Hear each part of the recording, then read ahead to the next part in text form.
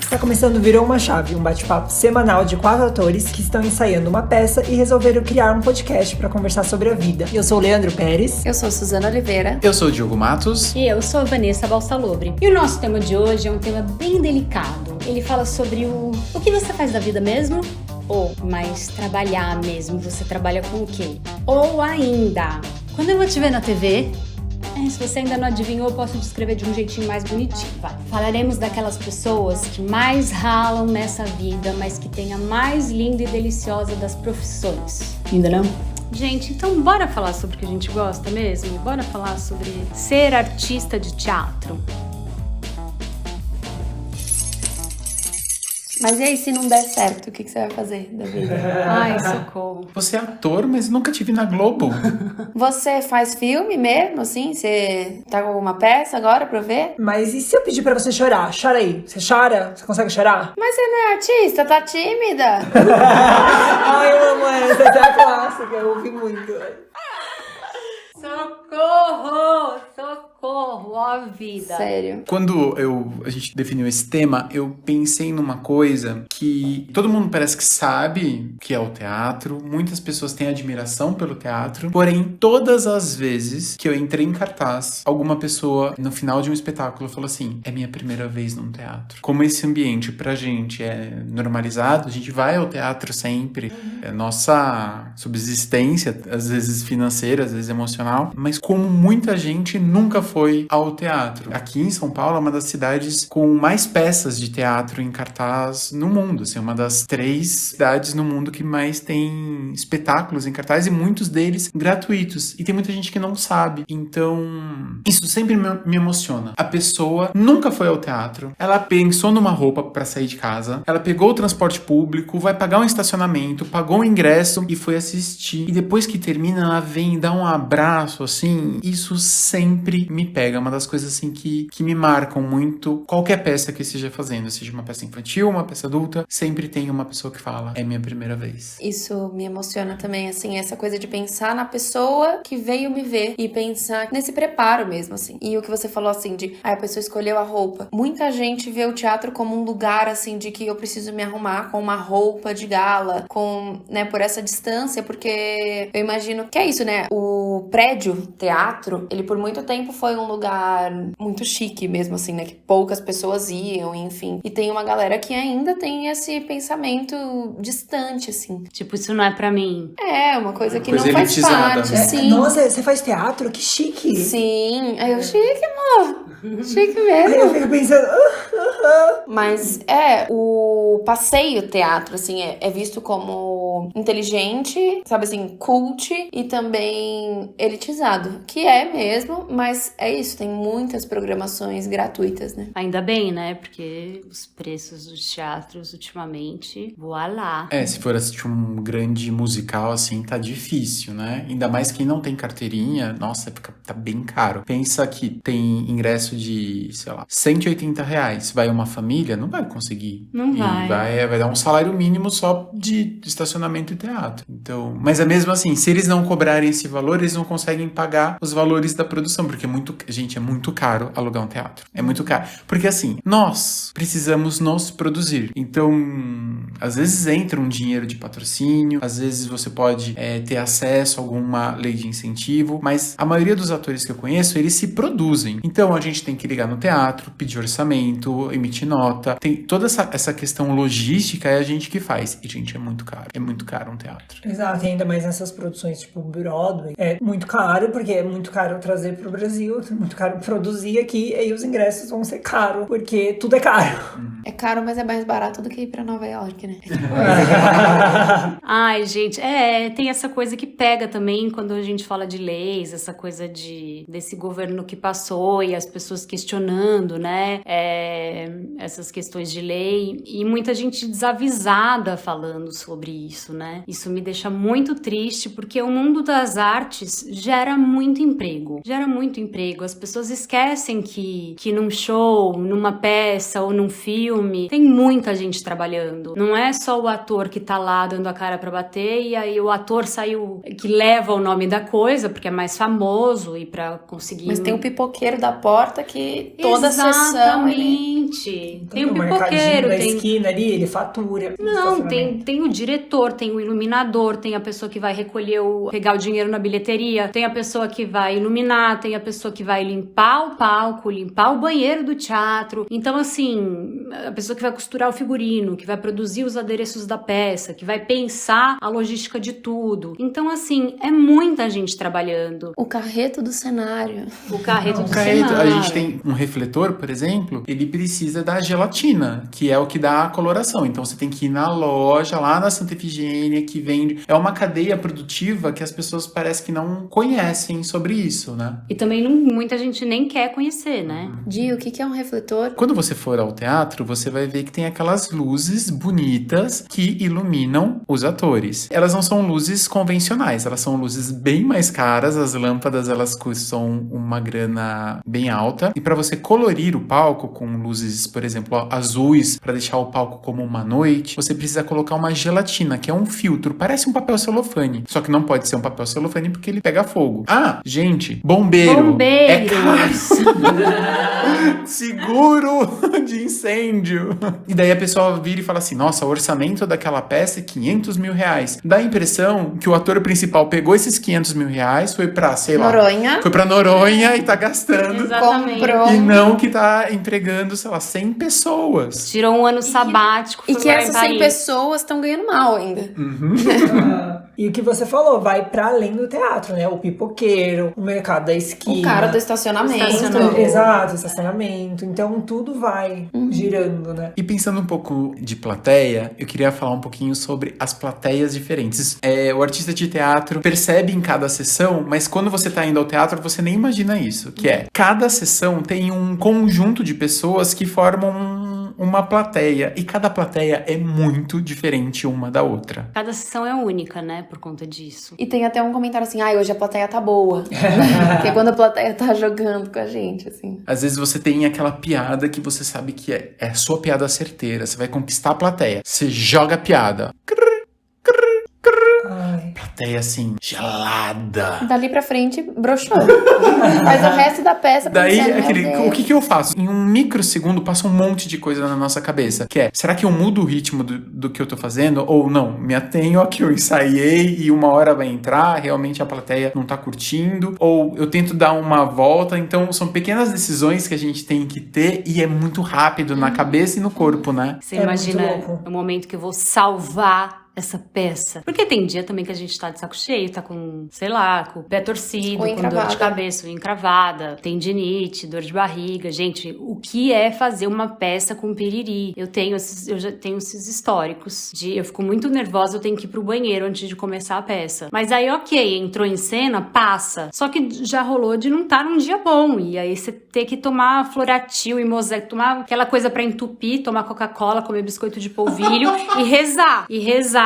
E pra nada acontecer. E, enfim, tudo isso pra dizer que a gente não necessariamente tá em boas condições de fazer a peça. Só que a gente esquece de tudo e vai lá. E às vezes também a gente acha que a plateia não tá gostando, né? Porque existem plateias... Eu, por exemplo, sou uma plateia silenciosa. Eu sou uma plateia que joga junto, mas eu sou silenciosa. Então, de repente, se tiverem pessoas como eu na plateia e for uma comédia e a gente der aquela risadinha tímida, contida, não quer dizer que a gente não tá gostando. Mas às vezes a gente, no palco, né, os atores pensamos, putz, não tá rolando, a plateia não tá jogando, e aí você vai ver, a pessoa tava super dentro e foi uma impressão que você teve. Então, é uma grande maluquice, né? A gente tá no palco e não sabe o que tá acontecendo. Acha que sabe e não sabe, ou de repente sabe mesmo, vai lá e consegue virar uma chave.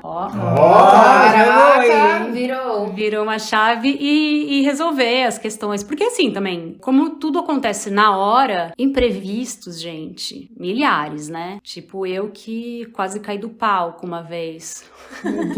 Como assim? A última peça que eu fiquei em cartaz temporada, assim, tinha uma cena que era na luz negra e eu usava um um boneco gigante. E eu não conseguia ver nada. E não era o meu personagem, só que aí eu dividia. Eram poucas pessoas fazendo muitas coisas. E aí, o meu parceiro de cena que fazia esse personagem, num momento, tinha que fazer uma outra coisa, trocar de figurino, fazer uma mudança de cenário correndo. Ele não tinha como só atravessar na cena como personagem. E como era um boneco e não dava pra saber quem era a pessoa, eu tava disponível, tava livre nesse momento, vestia o boneco e atravessava o palco fazendo uma dancinha, um desenho de corpo, assim. Só que eu não enxergava nada e eu sou meio sem referência, assim, eu sou meio perdida. E aí 2 vezes a gente ensaiando, assim, um dia antes da estreia, eu tô lá fazendo, achando que eu tô arrasando, linda, caminhando, para um sapatão gigante, assim, um boneco enorme, pesado pra caramba. E aí eu lá, de repente eu escuto um berro, vários berros, na verdade, né? Para!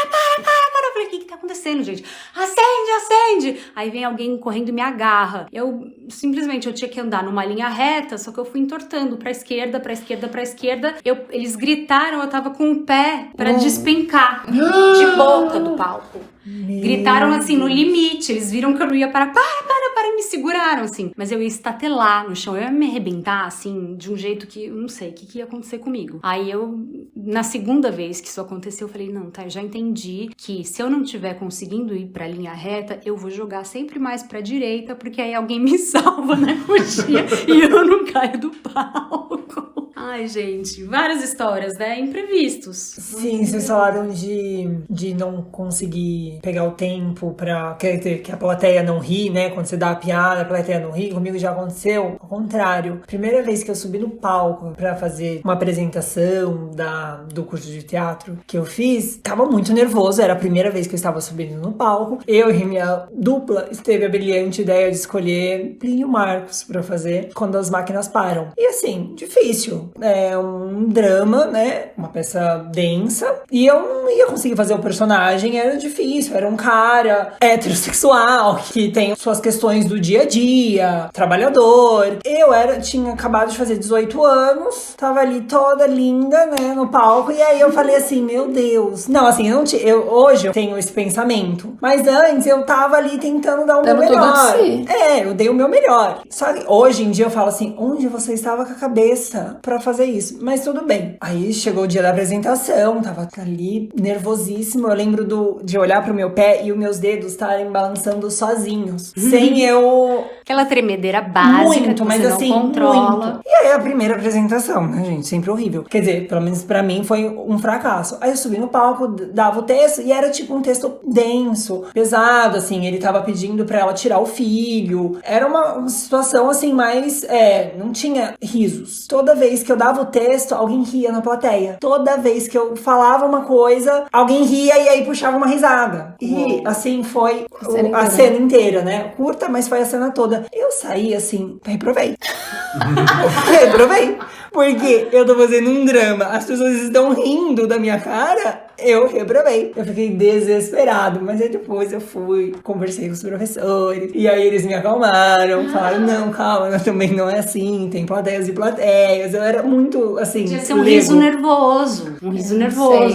Mas eu acho que era alguém puxando uma risada mesmo. Algum sacana na plateia, não sei. E aí foi horrível, assim. Assim, eu amei, foi a melhor experiência, assim, meu Deus do céu, mas, tipo, de incrível de estar pisando num palco, nossa, que incrível. Mas na hora que eu saí, eu falei assim, deu muito ruim, porque as pessoas estão rindo. E eu tava falando de minha filha, tira o filho, né, tipo, uma coisa forte. As pessoas estavam rindo, eu fiquei desesperado. Foi a minha primeira experiência no palco. Desespero. Vou contar então a minha primeira experiência no palco. Eu tinha 6 anos de idade. Ai, eu adoro essa história.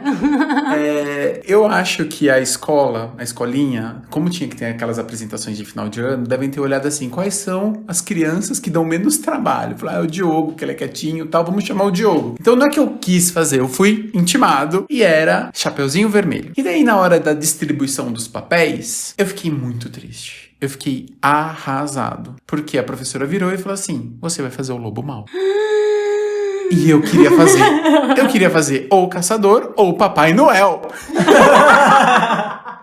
Porque tinha o Papai Noel no final. Imagina, lobo Eu mau. falei assim, como assim? Eu? Lobo mau? Eu fiquei assim, arrasado. Mas daí tinha um texto e tinha que estudar o texto. É lógico que nenhuma criança vai decorar um texto de uma peça, sei lá, de meia hora, 6 anos de idade, na década de 80. Então, eles tiveram uma boa ideia, que era, eles gravaram o áudio. Então ia rolar um playback e a gente ia mimicar as cenas. Então a gente ensaiou, imagina, com 6 anos de idade. The Smash. Então a gente ensaiou, né? Tinha que vir pra cá, tinha que ir pra lá, tal. Quem que é a vovozinha, Chapeuzinho Vermelho, tal. Vovozinha de 6 anos. Que fofinho. Chega no dia da apresentação, eu super nervoso, chegou a fantasia. Porque não era um figurino, era uma fantasia. Chega essa fantasia, colocaram essa fantasia em mim. Os olhinhos pequenininhos, eu não enxergava. Ai, gente. Eu não enxergava, porque a gente nunca ensaiou de figurino. E daí começa o playbackão lá, pá.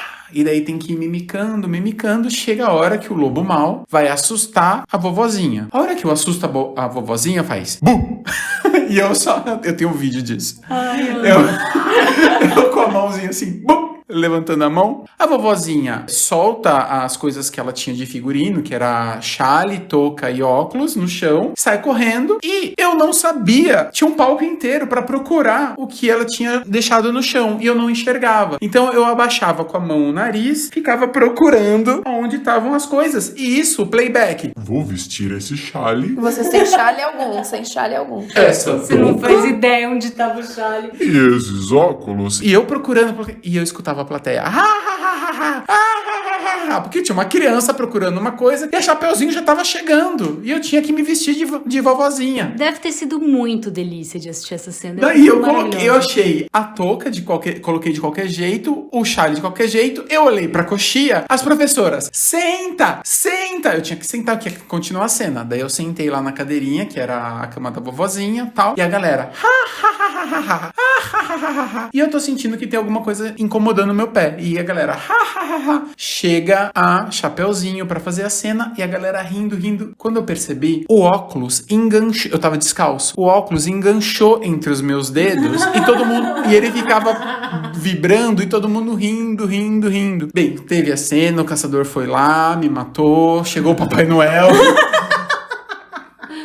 Essa é a melhor parte, né? Eu queria ser o Papai Noel. Chegou o Papai Noel, distribuiu pra todo mundo. E daí, na hora dos aplausos, eu não fui receber os aplausos, porque eu achava errado as pessoas baterem palma pro lobo mau. Então eu fiquei escondido pra não receber os aplausos, que era errado. O lobo mau. Ai, que fofura. Que amor, meu Deus do céu. Eu tenho isso em vídeo. Nossa, que maravilhoso. Vamos fazer uma sessão. Por favor. Eu lembro muito da minha primeira aula de teatro, que foi no estúdio. Eu e o Leandro, a gente fez o mesmo curso. Não na mesma época, mas a gente se conheceu lá. E aí eu entrei assim na aula, eu era super tímida. Então o meu primeiro palco não foi no teatro, porque eu já fazia aula de dança e já fazia aula de canto. E aí tinha tido a primeira apresentação de canto, eu super tímida, aí por isso fui fazer teatro. Aí entrei na aula com o maior medo, assim, porque eu tinha um pouco de receio de homens, tipo, eu não tinha muitos professores. E aí eu cheguei e o professor era o Rogério, assim, mó cara, né? Aí eu, ai meu Deus, né? Tipo, não sei falar com homem.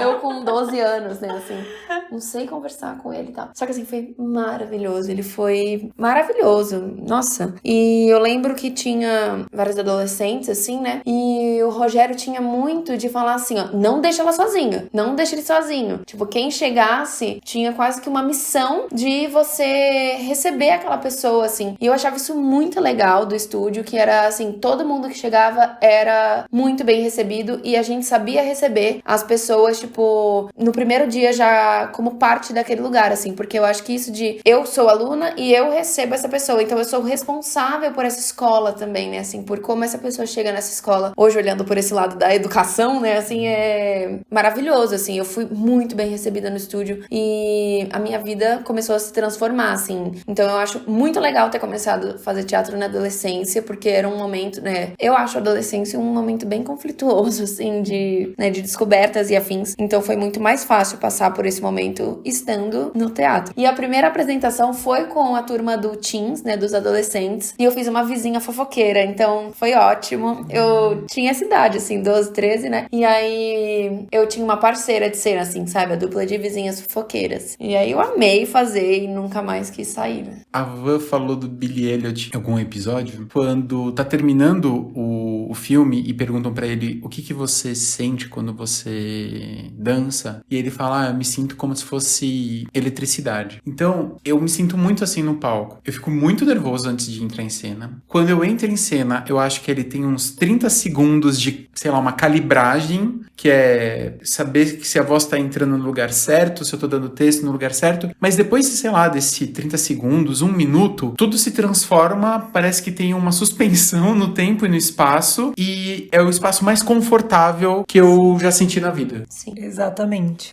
Eu me sinto assim também. O tanto de nervosismo que existe antes, o depois de se apresentar é maravilhoso, assim, porque parece que a sensação que eu tenho é de que eu posso fazer todas as coisas do mundo, assim, sabe? Tudo o que eu quiser. Aquele espaço me coloca num estado inexplicável. Eu acho que só consegue saber mesmo quem passa por isso e, assim, por um palco de apresentação mesmo, assim, sabe? Com o público, com pessoas, e que aquele negócio acontece. E eu acho que o teatro tem uma coisa, assim, muito encantadora pra mim, que é, sei lá, 20 pessoas, 40, seja quantas pessoas tem naquela plateia, mas todas estão por esse horário combinado, olhando pra mesma coisa. Elas podem, né, escolher que você vai olhar pro sapato ou vai olhar pro rosto, mas todo mundo tá ali, assim, junto, nesse, sabe, esse encontrão, assim, que eu acho que é isso que faz ser tão maravilhoso, tão mágico e ter tanta energia em cima do palco, porque todas as pessoas estão mandando mesmo, né? Exato, é um espelho, né? Elas mandam energia, elas estão focadas ali e o palco é um espelho que volta energia pra elas, né? De alguma forma, a gente também joga energia, que é uma troca de energia, né? E é realmente muito mágico, assim, é muito... Eu não consigo explicar, sabe? Quando você entra, você pisa no palco e aí parece que você faz... E aí você tá dentro de uma bolha, assim, é um mundinho particular, eu não sei explicar, que ali está acontecendo Nossa, é muito mágico, assim. Eu fiquei lembrando, falando assim, da primeira peça que eu fiz, que foi o Feliz 92. Eu também tava muito nervoso, tava estreando, e aí o meu personagem, ele era um menino de 15 anos, e ele entrava cantando não, dublando uma música, cantando como se fosse o caminho da escola, dançando, e pra mim, foi muito importante, porque eu sempre fui mais tímido, mais, assim, na minha, e aí quando as pessoas que me conheciam viam fazendo aquilo na frente de um monte de gente, voltava e falava assim, nossa, que diferente, porque nunca, no ensaio, então as pessoas que estão ali estão vendo você, então é normal você estar fazendo as coisas que você está fazendo, e as pessoas que não te conhecem, depois quer dizer, as pessoas que te conhecem não ensaiando, né, tipo seus pais, ou amigos, ou as pessoas que te conhecem, assim, vai assistir e fala, nossa, você fazendo assim, que incrível, nossa, isso é muito legal quando a gente consegue se distanciar, né, a gente se distancia da gente, do que as pessoas estão acostumadas, e ao mesmo tempo não deixou de ser a gente, né, porque eu levei muita coisa minha pra personagem, é muito legal isso. Essa coisa de se distanciar, a primeira peça que eu fiz, eu tinha 15 anos, foi em Oswaldo Cruz e tal, e minha avó foi assistir, e eu tinha duas entradas, assim, duas entradas, era um texto curtinho que eu fazia com uma dupla e depois participava da cena de outra pessoa. E aí eu acho que a peça acabou e a minha avó virou pra minha mãe e falou assim, mas calma, e a Vanessa, ela não ia fazer a peça? Olha... Como assim? A Vanessa é aquela ali, ó, ela tá no palco, como assim? E aí eu me achei, né, óbvio, com 15 anos, tipo, a minha própria avó não me reconheceu no palco, porque eu tava completamente diferente do que eu era, porque eu também era uma pessoa tímida, eu era, enfim, pra família nem tanto, mas pro público em geral, eu era uma pessoa mais quietinha, assim, mais tímida, mas rolou essa coisa dela não saber, então ela perdeu, ela não me viu em cena, ela ficou me esperando, e cadê a Vanessa, ela assistiu e não me viu, porque ela não me reconheceu, isso é muito doido, esse descolamento mesmo, enfim. Isso aconteceu na minha peça de formatura, porque eu começava a peça com uma peruca de cabelo bem curto, e eu não tinha o cabelo, né, tão curto assim, e a maquiagem era tipo uma máscara. A minha tia foi me assistir, e aí ela disse que ela só percebeu, porque no final tinha uma cena que eu tirava a peruca, e aí, né, me transformava em outra personagem. E aí naquela hora ela fez assim, ó, tomou um susto, porque até então ela tava nessa confusão de, nossa, mas já 1 hora de peça, e a Suzana não vai nunca. Suzana vai chegar nunca, já cantou tanto. E tipo, meu, é muito doido, porque eu cantava um monte nessa peça, com a minha voz mesmo, sabe? Assim, não tinha uma grande mudança de tom, de, enfim, forma de falar, a personagem não tinha uma voz diferenciada. Ainda assim, causou esse estranhamento, assim, isso é muito maravilhoso, porque são pessoas que convivem com a gente. Era sua avó, era minha tia. E, né, de ficar, meu Deus, mas o que é isso? E, enfim, eu tenho uma história, gente, que tem a ver com essa transformação também, assim, com essa estar na personagem, né, assim, que foi na minha última prova no curso técnico. A gente apresentava uma cena todo semestre. Pra gente passar de semestre, a gente apresentava uma cena que a gente chamava de prova pública. E aí, essa prova pública, o tema era Shakespeare, e eu ia fazer a Ofélia, e o meu amigo ia fazer Romeu, cenas separadas e tal. Só que eu estava num estado de concentração, que eu tava assim, tomada por uma energia que não era minha e, meu, muito concentrada. E ele também, muito concentrado. E na minha cena, eu entrava com o cabelo molhado, porque a Ofélia, ela morre afogada no Hamlet. E aí, eu entrava com o cabelo molhado e tal, então eu tinha um borrifador de água comigo o tempo inteiro, porque a minha cena era, tipo, a última. Só que eu estava com o cabelo molhado desde o início da apresentação, mantendo o cabelo molhado, porque eu ia ficar no camarim do outro lado que não tinha banheiro, não tinha pia, não tinha como. Precisava ter o borrifador pro meu cabelo se manter molhado e tal, né? Eu molhei o grosso no início e fiquei mantendo. Esse camarim não tinha bebedouro, não tinha pia, não tinha nada. Tinha a gente, o que a gente levou, enfim. E esse meu amigo que estava fazendo o Romeu, também tomado pelo espírito do ragatanga ali, coisa louca, muito concentrado no Romeu dele, olhou pra mim, tipo assim, com uma cara de que tava no deserto, sabe assim, na seca. Ele, juro, gente. E eu, assim, com um olhar de morte, né? Porque a Ofélia ia morrer e tal. Eu, assim, também no deserto. E ele, assim, em busca de uma água que não tinha. E eu com o borrifador, né, na mão. Não tinha água e tal. Gente, eu comecei a espirrar água na boca dele. Juro que, assim, hoje eu vejo essa cena de fora e eu tenho vontade de, tipo, gargalhar, sabe assim? Porque é muito bizarro. Só que na hora era a coisa que fazia mais sentido e a gente não riu. Mano, tipo, ele é muito engraçado, eu acho ele muito engraçado. E a gente junto fica só fazendo palhaçada, só que a gente tava tão concentrado, eu assim, espirrando água na boca dele com a maior seriedade do mundo, como se fosse a coisa mais sensata. Não dava pra abrir o borrifador e ele beber um gole. Não dava. Impossível. E tipo assim, como assim você vai atrapalhar minha concentração? Era quase isso, sabe? Espirrar água na sua boca, resolver seu problema de sede, vai me tirar da Ofélia. Enfim, uma grande loucura e a gente lembra dessa história sempre e dá muita risada, porque, gente, imagina essa cena, 2 pessoas sérias com figurino e uma borrifando água na boca da outra, assim, realmente é figurino shakespeariano. Exato, ai, muito engraçado. Eu viajei com uma companhia de teatro uma vez pra um festival, numa cidade, se eu não me engano, que foi Varginha. E nesse festival, depois da apresentação, tinha uma coisa assim que eu odeio, que é o júri debater a peça. Eu acho isso assim porque eles precisam mostrar que são inteligentes, isso é uma crítica. Precisa mostrar quem é mais inteligente, que a equipe de direção, que a luz, nós, como do júri, nós vamos ficar falando mal. Então, quanto eu sou qualificado para ser júri. Então, eu sempre eu tenho bastante preguiça desse tipo de festival que tem debate depois com jurados selecionados do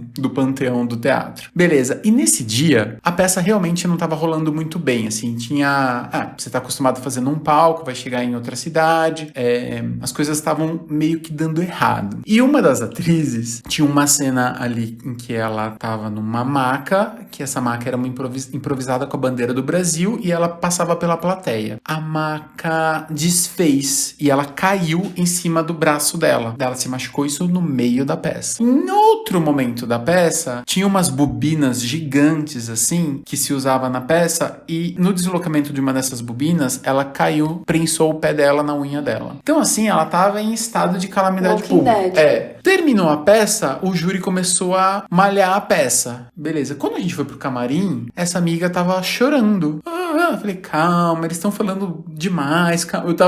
Eu comecei a acudir ela porque ela tava triste com a peça. Ela, não, eu acho que eu quebrei meu dedo.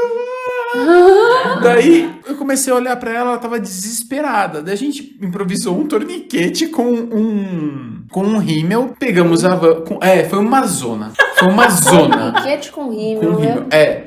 Daí a gente pegou, fui eu com ela, a galera ficou desmontando o figurino, o cenário, e a gente foi pra um posto de saúde. A van que tinha levado a gente, levou a gente pra um posto de saúde. Ela foi pro posto de saúde, assim, com gelo na mão, com a cara de acabada e tal. Mandaram ela pra uma salinha e eu fiquei esperando. E demorou.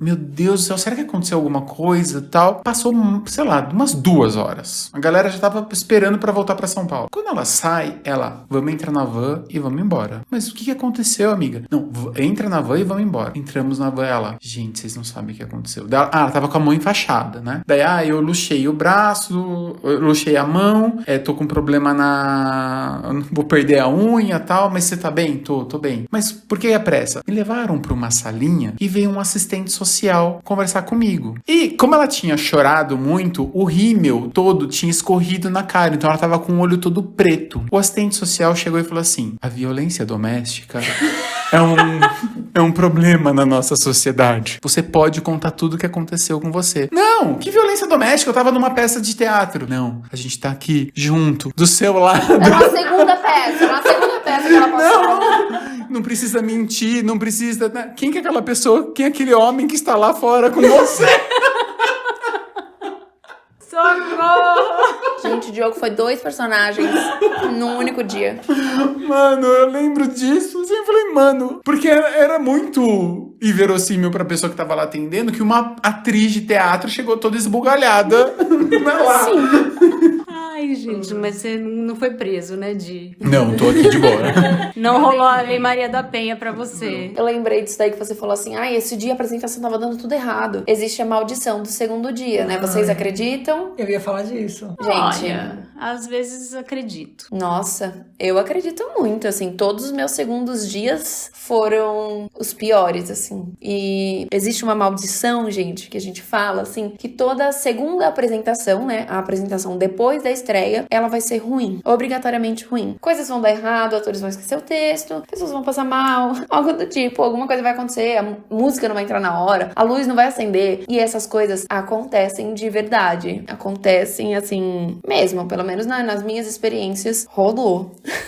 Eu já tive experiência de ter uma estreia muito ruim, muito terrível, e aí o segundo dia foi...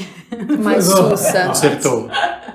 Sim. Mas quando a estreia é boa, a gente espera que no dia seguinte dê um ruim. O segundo dia já não tem aquela adrenalina da estreia. Então, eu não sei se a gente fica menos atento, se a gente tá mais seguro com algumas coisas. Eu acho que sim, principalmente quando a estreia foi muito boa, e aí você tá confiando de que as piadas vão funcionar, de que tudo vai funcionar, e aí você entra, tipo, talvez isso seja uma coisa pra mudar o pensamento, né, assim, exercitar de que, não, cada dia é um dia, não sei o quê, mas o inconsciente, em algum lugar, eu acho que dá uma relaxada, assim, pós a estreia, e aí... Tô relembrando das minhas estreias e segundos dias e afins, assim, enquanto vocês estão falando, gente... Tá, mil assim, coisas na cabeça. 1000 filmes estão passando na minha cabeça, de muitas histórias, de coisas que, nossa... Histórias infinitas, assim, trágicas e maravilhosas ao mesmo tempo. Na peça do Feliz 92, tinha muitas entradas e trocas de acessórios, figurinos. Então, a gente dividiu o elenco. Então, eu e minha amiga, a gente ficou de um lado do palco em um camarim. E aí, só a gente tinha só as nossas entradas, poucas coisas ali. E do outro lado do palco, um outro camarim um pouco maior, com o resto do elenco.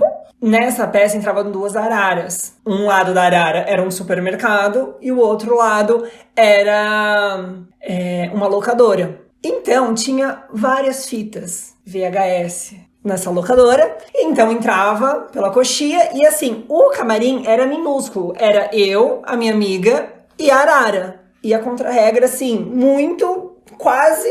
entrando no palco, assim. Aí, era troca de roupa, e aí você vai trocando os figurinos e jogando, e entra. Teve um determinado momento que caiu todas as fitas da Arara. E a Arara ia entrar em cena junto com a gente. Caiu na coxia. Caiu dentro do camarim, porque assim, a Arara entrava no camarim, não ficava, a coxinha era pequena e entrava tudo. Então, caiu tudo. Aí vai, coloca todas as fitas e entra em cena. Então, ia acontecendo coisinhas, assim, da minha amiga esquecer de tirar um determinado objeto de cena, que era pra sair numa virada de Arara, tipo, tudo marcado, quando se tira. Aí era uma cena, tipo, era um muro de escola, a gente virava e tava uma pichação, escrito fora color. Quando virava, era locadora. Não virou Arara, saiu de cena, e aí tava lá no meio da locadora, tipo, fora color, como se fosse a parede da escola ainda. Aí a minha amiga desesperada no camarim, assim, eu não tirei o pano, era pra tirar o pano, e assim, parecia que era a Terceira Guerra Mundial.